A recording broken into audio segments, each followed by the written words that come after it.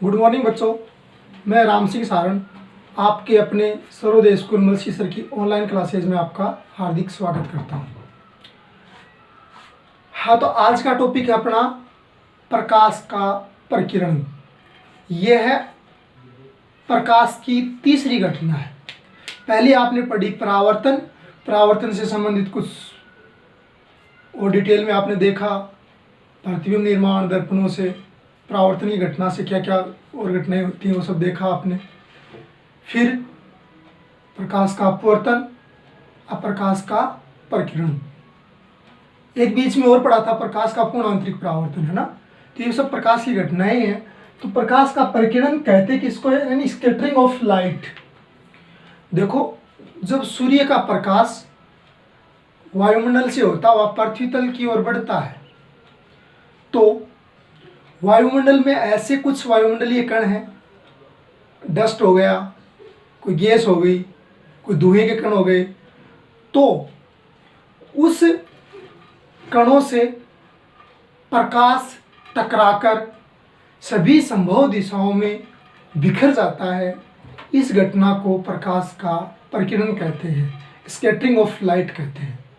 अब देखो, श्वेत प्रकाश में 7 रंग विद्यमान होते हैं, तो क्या सातों रंग ही टकराकर बिखरते हैं? ऐसा नहीं है। ज़्यादा वो टकराते हैं जिनकी तरंग दैर्ध्य छोटी होती है, यानी जिस प्रकाश रंग की तरंग दैर्ध्य छोटी होती है उसका स्कैटरिंग ज़्यादा होता है, उसका प्रकीर्ण ज़्यादा होता है। इसका कारण मैं समझा देता हूँ। तो इसके लिए आप ये फुल डिटेल, प्रकाश का प्रकीर्ण के लिए फुल डिटेल ये सारी बात है, इसमें मैं आपको समझाऊंगा। अभी एक बार आप पढ़ लो इसको अच्छे से। जब सूर्य का श्वेत प्रकाश वायुमंडल में आपतित होता हुआ पृथ्वी तल की ओर बढ़ता है तो वायुमंडल में उपस्थित ऐसे वायुमंडलीय कण, गैस, धूल के कण, धुएं, जिनकी आकृति प्रकाश रंग के तरंग दैर्ध्य, देखो प्रकाश रंग की अलग अलग रंग की तरंग दैर्ध्य भी अलग अलग होती हैं, प्रकाश रंग की तरंग दैर्ध्य के आयाम के बराबर हो। किसकी आकृति?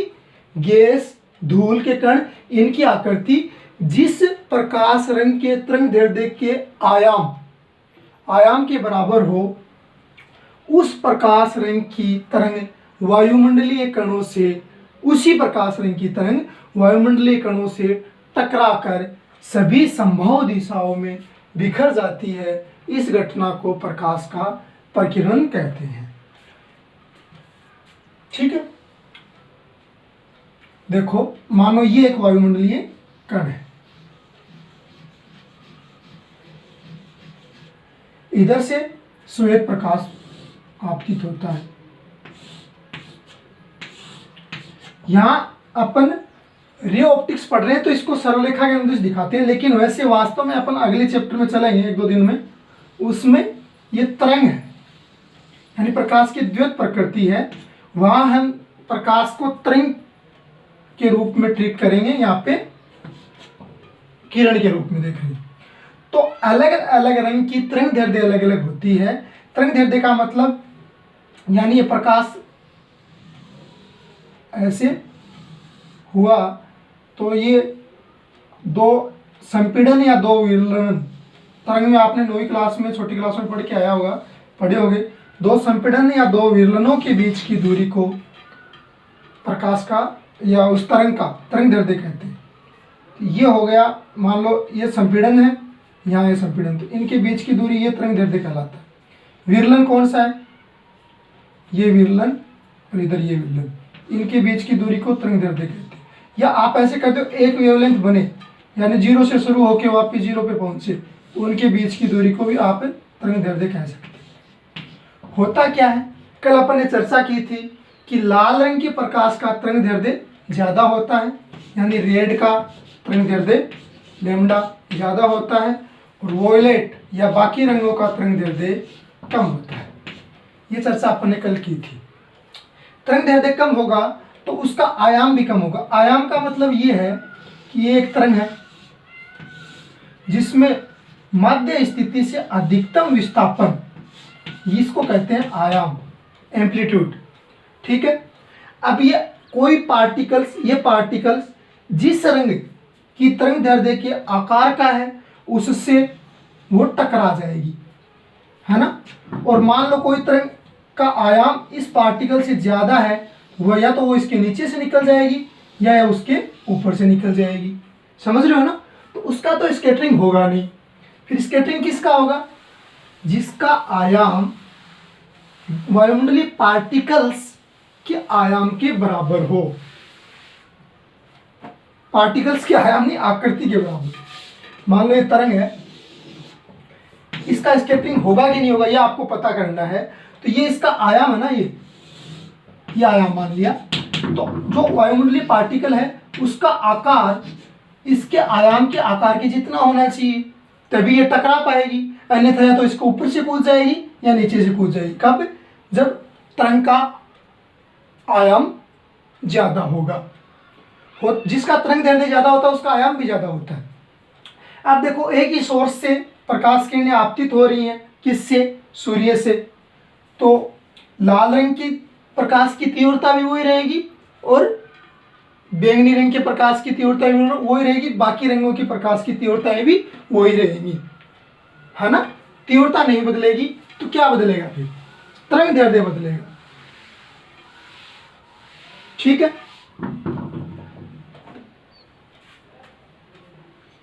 तरंग दैर्ध्य बदलने के कारण तो आपको समझ में आ गया होगा। जैसे ये समझो कि एक पानी की तरंग है, समुद्र में एक लहर है, पानी की तरंग है, उसके बीच में आपने एक छोटा सा पत्थर रख दिया, तो क्या वो तरंग उस पत्थर से टकरा पाएगी या टकरा के बिखरेगी क्या, उछलेगी क्या? छोटा पत्थर है, नहीं, उसके ऊपर से निकल जाएगी आराम से। अब आप एक बड़ी चट्टान रख रहे हो, है ना, चट्टान रख रहे हो, तो वो वेव आई, पानी की वेव, तरंग उस चट्टान से टकरा के वापस बिखर जाएगी। वो चट्टान बहुत बड़ी है तो उसका रिफ्लेक्शन भी हो सकता है। बड़ी चट्टान, ये मान लो पानी की तरंग, ये इधर चट्टान टकरा के इधर चली जाएगी, या फिर ऐसे आ रही थी ऐसे चलेगी। बहुत बड़ी चट्टान हो तो ऐसे टकराई, है ना, फिर ये ऐसे चलेगी।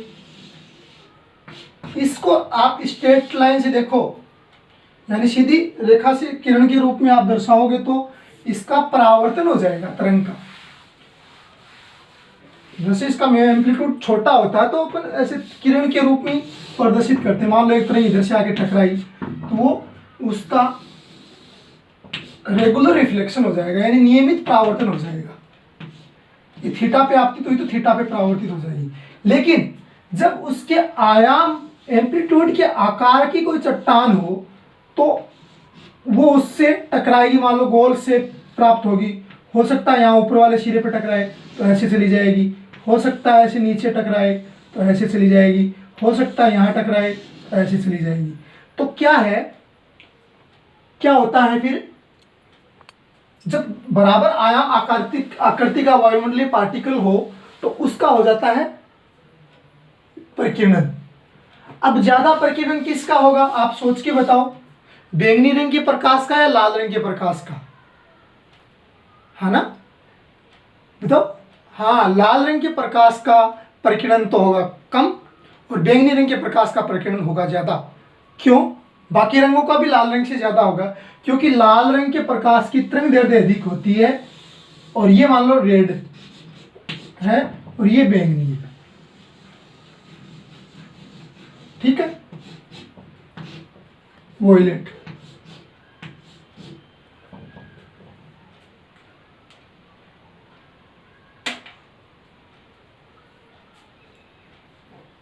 समझ में आई बात। अब वायुमंडल में है, मान लो ये पार्टिकल, अब ये इसके पास ये पार्टिकल यहां रखूं मैं, तो ये लाल वाली तो क्या होगी, या तो इसके नीचे से या ऊपर से निकल जाएगी। और वॉयलेट के पास रखोगे ये इसके टकरा के कहीं ना कहीं बिखर जाएगी, है ना, समझ रहे हो। तो इसलिए बोला है कि उपस्थित ऐसे वायुमंडलीय कण जिनकी आकृति प्रकाश रंग के तरंग दैर्ध्य के आयाम के बराबर हो, उससे उनका प्रकीर्णन होगा। अन्यथा ऊपर से निकल जाएगी या नीचे से निकल जाएगी, है ना। तो लाल रंग के प्रकाश का तरंग का प्रकीर्णन कम होता है और बैंगनी रंग के प्रकाश या ब्लू बोल दो उनका प्रकीर्णन ज़्यादा होता है। इस पूरी घटना को आप अच्छे से समझ में आ गई होगी। अब इसको डेफिनेशन को पढ़ोगे तो आपको ये समझ में आ जाएगी, ठीक है। अब ये बताओ हाँ कि इससे होने वाली कुछ दैनिक जीवन में घटनाएं भी आप देखते हो। सुबह सुबह जब आप उठते हो तो आपको सूर्य लाल दिखता है, ऐसा क्यों? ऐसा इसलिए होता है कि सूर्य से तो सारे रंगों की प्रकाश किरण या तरंग आपतित हो रही है ना। तो बाकी रंग वाली तो क्या होती है, वायुमंडलीय कणों से टकरा के वायुमंडल में बिखर जाती है, और लाल वाली के कदम बड़े बड़े हैं, खली है लाल रंग वाली, वो उनके ऊपर से कूदती हुई कहाँ पहुंच जाती है, पृथ्वी तल तक पहुंच जाती है। तो अब सूर्य से कैसा रंग आपकी आंखों पे आपतित हो रहा है, लाल ही, बाकी वायुमंडल में गायब हो गया, बीच में लड़लड़ा के बिखर गया, है ना, वायुमंडल में बिखर गया, पृथ्वी तल तक पहुंचा ही नहीं। लाल रंग पहुंचता है तो आपकी आंख क्या बोलेंगी कि आपकी आंख कैसा प्रतिबिंब बनाएंगी, लाल रंग का प्रतिबिंब बनाएंगी, तो सूर्य आपको लाल दिखता है। तो ये दैनिक जीवन में घटना है सूर्य का लाल दिखना। ये सूर्यास्त के टाइम में भी दिखता है कई बार, है ना, और सूर्योदय के टाइम में भी दिखता है। तो लाल रंग परिकिरण की वजह से है, और सूर्योदय से पहले सूर्यास्त के बाद सूर्य का दिखना वो अपवर्तन की वजह से। ये घटनाओं में कंफ्यूज मत हो जाना, परावर्तन अपवर्तन प्रकीर्णन। तो सूर्य का लाल दिखना किसकी घटना है, प्रकाश प्रकीर्णन की, ठीक है। अब आसमान का नीला दिखना, यह भी प्रकीर्णन घटना है। यदि श्वेत प्रकाश में उपस्थित सभी रंगों में से लाल रंग आप अलग निकाल लो तो बाकी रंगों को यदि आप मिलाओ ना तो वो नीला बनता, आसमानी बनता है। आसमान में जो रंग आपको दिखता है वैसा रंग बनता है। तो आसमान का नीला दिखना भी प्रकीर्णन किसका, प्रकाश का प्रकीर्णन घटना है, क्योंकि जो रंग बिखरा है वो किस में है, आसमान में ही है। तो आसमान में मिला हुआ रंग है, तो मिला हुआ रंग है तो वो कैसा दिखेगा, आसमान नीला दिखेगा। तो ये प्रकाश का प्रकीर्णन की कुछ ऐसी घटनाएं हैं। इसका अपन फायदा भी उठाते हैं। कई ट्रकों के पीछे आपने त्रिभुज, लाल रंग का त्रिभुज देखा होगा, त्रिभुज सा बना हुआ लाल रंग का, या कोई मोड़ हो रोड पे, उस पे एक त्रिभुज सा लगाते हैं लाल रंग, खतरे का निशान बोलते हैं अपन उसको। रेल की पटरियों पे लाल रंग के सिग्नल लगाए जाते हैं। ऐसा क्यों? ऐसा इसलिए कोई कोहरा आया हुआ हो या आंधी तूफान आया हुआ हो तब भी उससे लाल रंग की प्रकाश किरणें अपनी आंखों पे आपतित होती हैं, तो उनका तरंग दैर्ध्य, लाल रंग की तरंगें अपनी आंखों की तरफ आपतित होती हैं, तो उनका तरंग दैर्ध्य क्या होता है, ज़्यादा होता है। तो उनका आयाम, जो पार्टिकल्स है, वायुमंडलीय पार्टिकल्स, कण, उनसे बड़ा होता है, तो उनके ऊपर से कूदता हुआ लाल रंग आपकी आंख पे आपतित होता है। इस वजह से आपको पता चल जाता है कि इधर ये सिग्नल लगा हुआ है, या ये मोड़ माड़ है, या आगे ट्रक जा रहा है जिसके पीछे लाल रंग का ये लगा हुआ, तो है ना। तो समझ गए होंगे, इस वजह से सिग्नल्स में भी इसका उपयोग करते हैं, ठीक है। और कई बार ये बादल सफेद क्यों दिखते हैं, आपको बादल सफेद दिखते हैं, इसमें ये होता है, वाटर है, बादल सफेद दिखने का मतलब उस वायुमंडल में क्या है, जल है। तो जल के पार्टिकल्स बहुत ज़्यादा बड़े होते हैं कंपेरेटिव वायुमंडलीय पार्टिकल्स की वजह के कंपेरेटिव। तो क्या होता है, वो सबको ही बिखेर देता है, किसको, लाल रंग को भी बिखेर देता है, बाकी रंगों को भी बिखेर देता है। उस वजह से सारे रंग वायुमंडल में मिल गए, तो आ रहा था श्वेत प्रकाश, श्वेत प्रकाश ही बिखर गया, तो बादल कैसे दिखते हैं, सफेद दिखते हैं, सफेद दिखते हैं, सूर्य के प्रकाश रंग के जैसे दिखते हैं, है ना। ये भी प्रकीर्णन की घटना है। इसमें सारा रंग बिखर जाता है, क्यों, क्योंकि उसमें वाटर पार्टिकल्स, वायु, जल के कण बड़े होते हैं, या बूंदे होती हैं, वाष्प बोलते हो, जल वाष्प, वो बड़ी होती हैं, तो सभी रंग की प्रकाश तरंगों का प्रकीर्णन कर देती हैं। इस वजह से हमें क्या दिखता है, बादल सफेद दिखाई देते हैं। तो अब दोबारा पढ़ो इस परिभाषा को। जब सूर्य का श्वेत प्रकाश वायुमंडल में आपतित होता हुआ पृथ्वी तल की ओर बढ़ता है, तो वायुमंडल में उपस्थित ऐसे वायुमंडलीय कण जैसे गैस, धूल के कण, धुएं जिनकी आकृति हाँ प्रकाश रंग के तरंग दैर्ध्य के आयाम के बराबर की होनी चाहिए, अन्यथा उनका प्रकीर्णन होगा नहीं। के आयाम के बराबर हो उस प्रकाश रंग की तरंग वायुमंडल के कणों से टकराकर सभी संभव दिशाओं में बिखर जाती है। इस घटना को प्रकाश का प्रकीर्णन कहते हैं। तो प्रकाश प्रकीर्णन की घटनाएं आप ध्यान में रखना। सूर्य का लाल दिखाई देना प्रकाश प्रकीर्णन की घटना है। सूर्योदय से पहले सूर्यास्त के बाद सूर्य का दिखाई देना अपवर्तन की घटना है ना। मिराज, मिराज मतलब मृच्छिका, और मिराज नहीं तो लॉकडाउन में जो दिखाई नहीं देती मृच्छिका, लॉकडाउन में आजकल एक मिराज वो खाते हैं ना पुड़िया उड़िया, वो भी दिखाई नहीं देती है। हाँ महंगी होगी वो। हाँ तो क्या मिराज बोलते हैं मृच्छिका, वो भी उसका भी दिखाई देना होता है पूर्ण आंतरिक परावर्तन की घटना, न कि अपवर्तन, न कि प्रकीर्णन। और परावर्तन की घटना की घटना में क्या होता है, हाँ हीरे का चमकना पूर्ण आंतरिक परावर्तन की घटना, पूर्ण आंतरिक परावर्तन, सॉरी परावर्तन की नहीं, हीरे का चमकना पूर्ण आंतरिक परावर्तन, मृच्छिका का पूर्ण आंतरिक परावर्तन, एक प्रकाशिक तंतु जो काम करता है किस सिद्धांत पे, पूर्ण आंतरिक परावर्तन के सिद्धांत पे। अपवर्तन की तारों का टिमटिमाना अपवर्तन की घटना, सिक्के का ऊपर उठा हुआ दिखाई देना अपवर्तन की घटना, पेंसिल का जल में रखी पेंसिल का मुड़ा हुआ दिखाई देना अपवर्तन की घटना। तो प्रकीर्णन की क्या है, बादल सफेद दिखाई देना, आसमान नीला दिखाई देना, सूर्य लाल दिखाई देना, ये सब प्रकीर्णन की घटना। तो आजकल ये ट्रेंड चल रहा है, ये क्वेश्चन कंपटीशन में पूछते हैं, एक तरफ घटनाओं का नाम दे देते हैं, एक तरफ ये फिनोमिना दे देते हैं कि प्रकीर्णन है, अपवर्तन है, पूर्ण आंतरिक परावर्तन है, उनको मेल करो, है ना, चार दे दे तो उनको मेल कराना आना चाहिए, अलग अलग है। ठीक है, चलो उतारो। हाँ अब देखते हैं इसके ऊपर आधारित, प्रकीर्णन पर आधारित एक नियम, रेले का प्रकीर्णन नियम। रेले नाम का एक साइंटिस्ट था, उसने एक नियम दिया कि जो प्रकाश प्रकीर्णित होता है यानी स्कैटरिंग होती है उस प्रकाश की, वो परिकीर्णित प्रकाश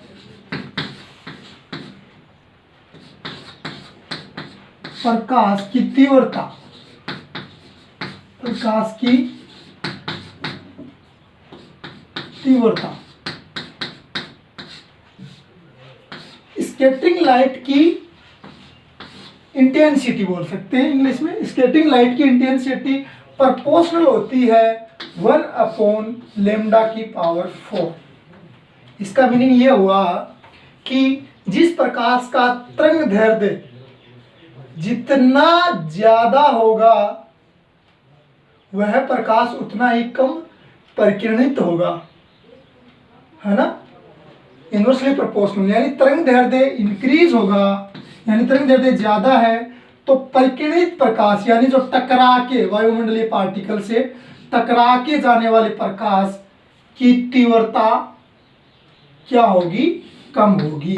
इसका मीनिंग ये होगा, इसका मतलब हम कह सकते हैं लाल रंग की बात करें तो उसके स्कैटरिंग ऑफ इंटेंसिटी कम होती है, यानी इंटेंसिटी ऑफ रेड कलर प्रकीर्णित की बात कर रहे हैं, यानी वायुमंडलीय पार्टिकल से यदि लाल रंग का प्रकाश टकराए तो वो कम प्रकीर्णित होता है, और रेड रंग का बैंगनी रंग का प्रकाश टकराए तो वो ज्यादा प्रकीर्णित होगा। इसका मीनिंग ये होगा, समझ में आ गई होगी बात। लाल रंग की इंटेंसिटी तो क्या होगी, कम होगी। और बैंगनी रंग की बताओ, हाँ बैंगनी रंग की यानी वॉयलेट कलर हो, उसकी स्कैटरिंग ऑफ इंटेंसिटी यानी प्रकीर्णित होने की तीव्रता यानी टकरा के बिखर जाने की तीव्रता क्या होगी, ज्यादा होगी। इसका मतलब आपको समझ में आ गया होगा, यानी तरंग दैर्ध्य की घात 4 के इनवर्सली प्रोपोर्शनल होती है प्रकीर्णित प्रकाश की तीव्रता। ये रेले का नियम है, याद रख लेना। यानी प्रकीर्णित प्रकाश की तीव्रता क्या होती है, तरंग दैर्ध्य के इनवर्सली प्रोपोर्शनल, तरंग दैर्ध्य की घात 4 के इनवर्सली प्रोपोर्शनल। यानी तरंग दैर्ध्य ज्यादा होगा तो प्रकीर्णित टकरा के जाने वाला वायुमंडलीय पार्टिकल से टकरा के जाने वाला प्रकाश कम होगा और तरंग दैर्ध्य कम होगा तो टकरा के जाने वाला प्रकाश ज्यादा होगा। ये आपको अब समझ में भी आ गया होगा। जिसका तरंग दैर्ध्य कम होगा वो ज्यादा टकराएगा ना, वायुमंडलीय पार्टिकल्स को ऊपर से छलांग लगा के नहीं जा पाएगा। एक और देख लेते हैं, इसके साथ ही टॉपिक छोटा सा डेफिनेशन 10th क्लास में पूछते तो हैं, कई बार 12th में अब तक पूछा नहीं है। पार्श्व परिवर्तन,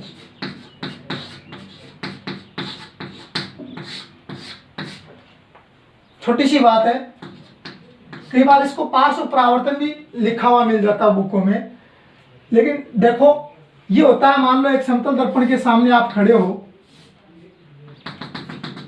मान लो यहां खड़े हो समतल दर्पण के सामने, तो आप जैसे मैं यहां खड़ा हूं, इधर दर्पण लगा हुआ है, तो उस दर्पण के सामने, उस दर्पण में मेरा आभासी प्रतिबिंब बनेगा, समतल दर्पण है तो ठीक है, जितने मैं आकार का उतने आकार का बनेगा, यानी मेरी हाइट और प्रतिबिंब की हाइट बराबर रहेगी।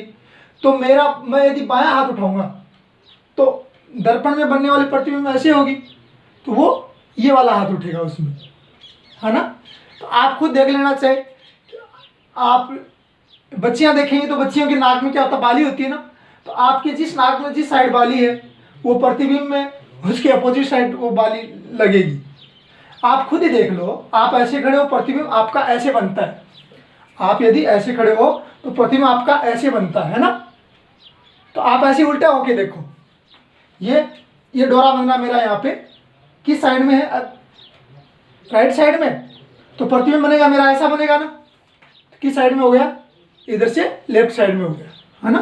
तो समतल दर्पण के सामने यदि आप ये लगते हो बी, दर्पण में भी आपको ऐसा दिखेगा, है ना।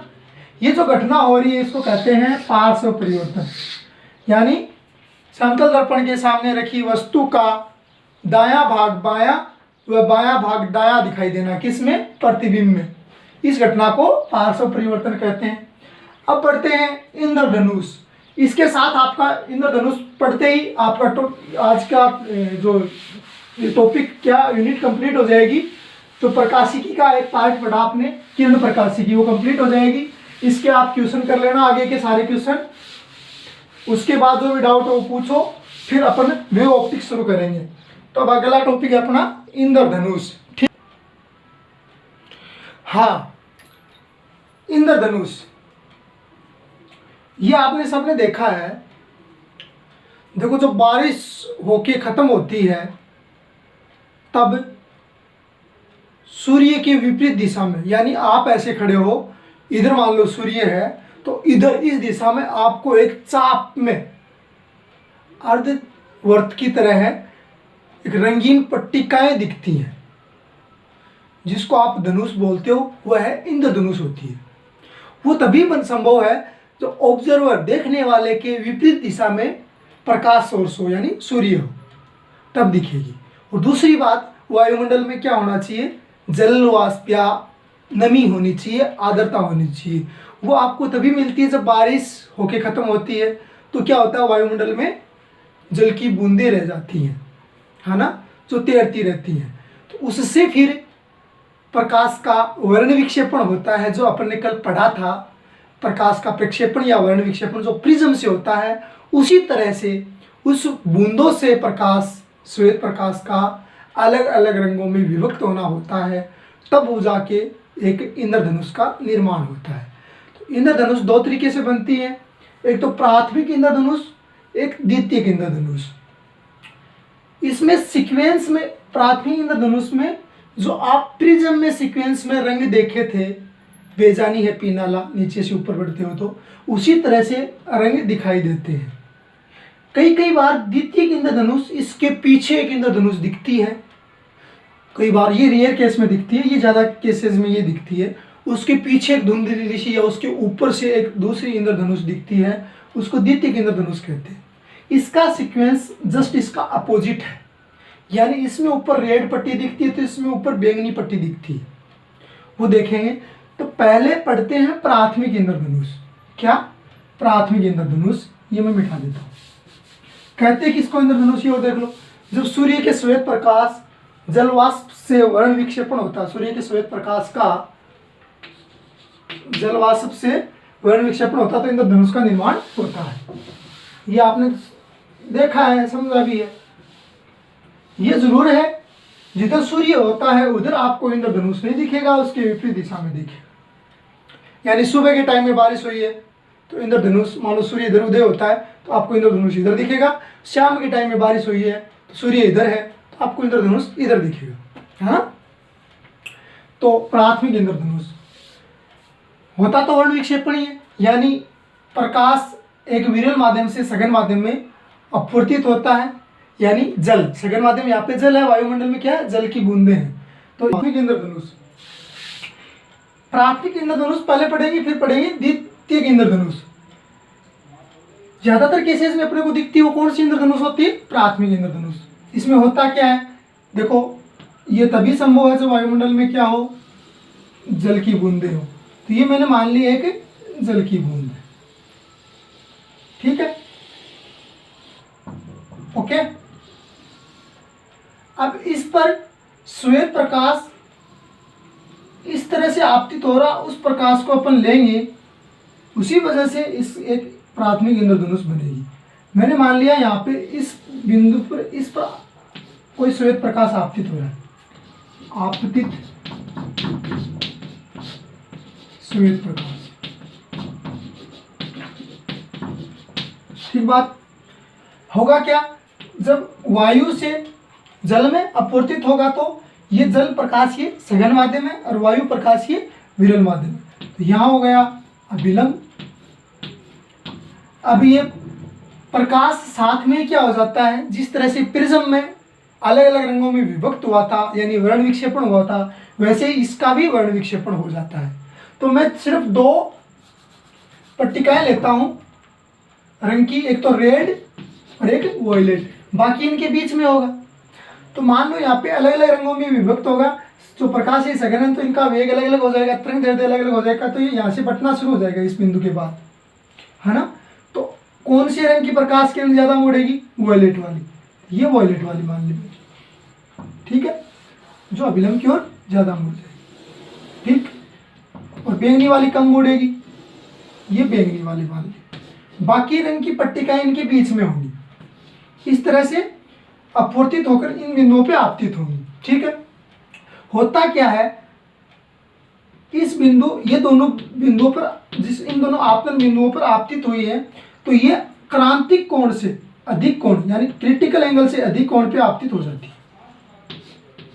क्रांतिक कोण से अधिक, यहाँ पे ये अभिलंब हुआ, यहाँ पे ये अभिलंब हुआ, ये वाले रेड है, लिख लो साथ में कंफ्यूज ना हो, ये वॉयलेट है।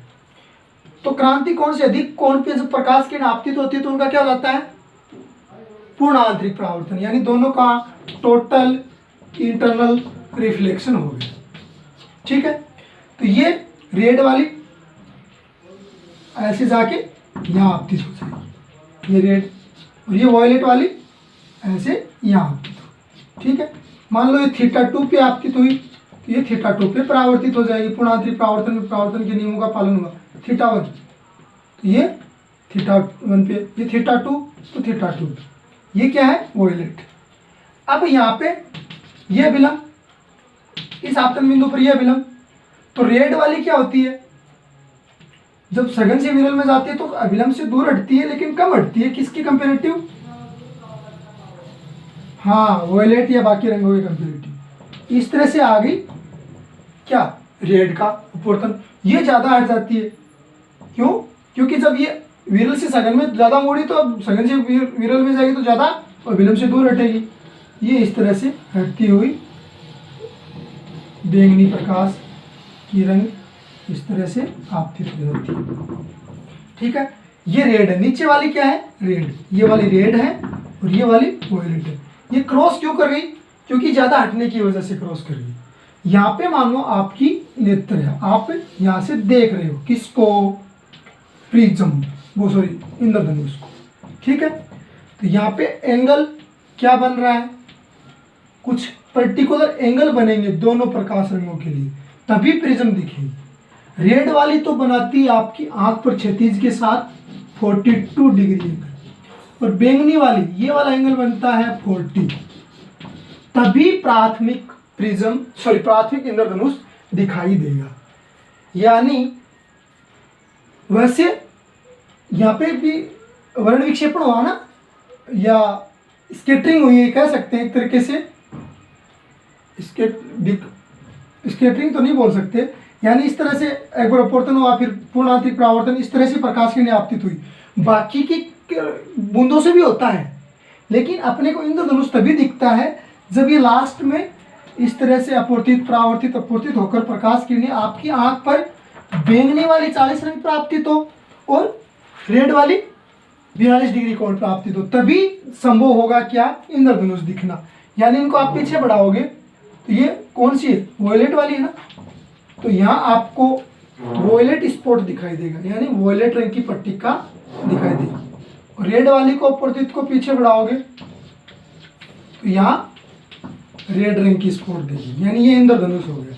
इनके बीच में बाकी पट्टियाँ दिखेंगी, VIBGYOR बाकी पट्टिकाएं, यानी यहाँ इंद्रधनुष आपको दिखाई देगी। ये क्या हो जाएगी, यहाँ पे इंद्रधनुष, इसको बोल दो नाम इंद्रधनुष। कौन सी, प्राथमिक इंद्रधनुष। ठीक है।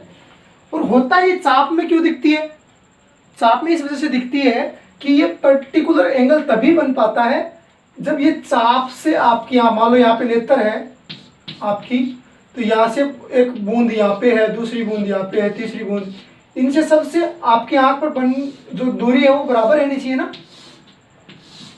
तभी तो कौन सही समझ में आएगा, सही बनेगा। तो इस वजह से ये चाप से दिखती है। ये सब क्या है, रेडियस है, ये आर है ना सब।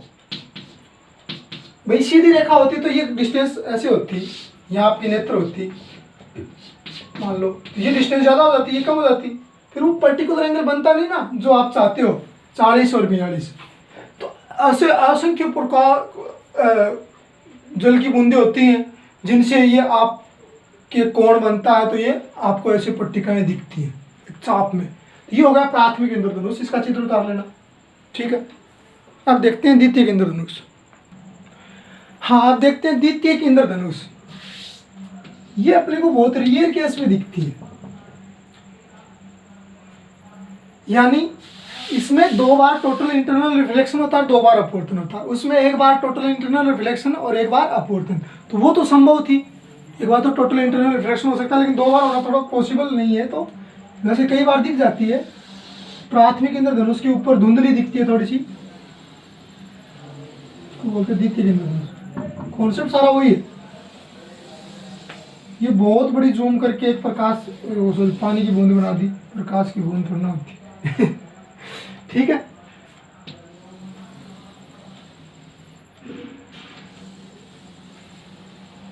क्या बना रहे हैं, द्वितीयक इंद्रधनुष। यहाँ पे श्वेत प्रकाश इस बार इसके नीचे वाले सिरे पे आपतित हो। ठीक है, यहाँ अभिलंब, अभिलंब की ओर ज्यादा कौन मुड़ेगा, वॉयलेट, कम कौन मुड़ेगा, रेड। ये वॉयलेट, ये रेड। यहाँ इनका वापिस टोटल इंटरनल रिफ्लेक्शन हो जाएगा। ये वॉयलेट, ये रेड। ठीक है, यहाँ एक बार इनका वापिस टोटल इंटरनल रिफ्लेक्शन हो जाएगा।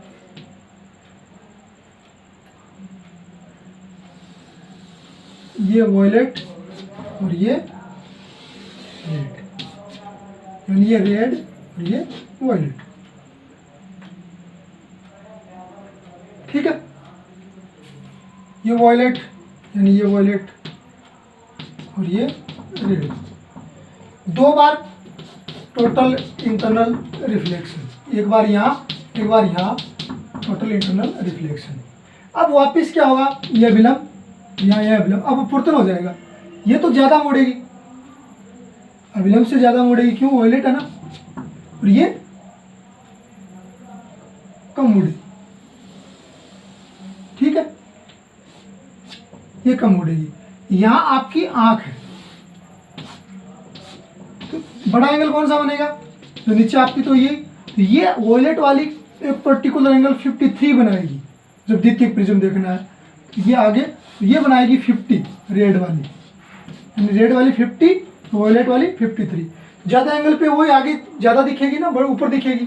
तो इस अपवर्तित को पीछे बढ़ाओगे, मिटा दो इसको, अपवर्तित को पीछे बढ़ाओगे तो यहाँ पे वॉयलेट वाली है तो यहाँ पे वॉयलेट स्पॉट दिखेगा आपको। रेड वाली को पीछे बढ़ाओगे तो यहाँ पे रेड स्पॉट दिखेगा, यानी ऊपर इस बार दिखेगा आपको यहाँ से देखने पे वॉयलेट स्पॉट, और यहाँ नीचे दिखेगा रेड, यानी प्राथमिक का अपोजिट हो जाएगा। ठीक है, तो श्वेत प्रकाश आपतित हुआ, जो आपके आंख पर जिस तरह से प्राथमिक प्रिज्म के लिए 42-40 पे आपतित हुआ, वैसे यहाँ पे 50 और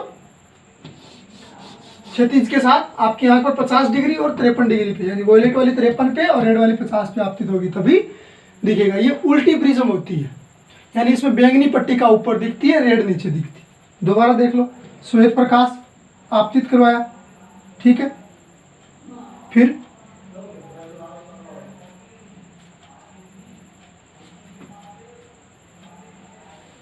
क्या हुआ, विलंब की ओर। हाँ, विलंब की ओर ज्यादा कौन मुड़ेगा, वॉयलेट वाला, सही है, वॉयलेट। फिर रेड कम मुड़ेगा, ये वॉयलेट यहाँ आपतित हुई, रेड यहाँ पर आपतित हुई।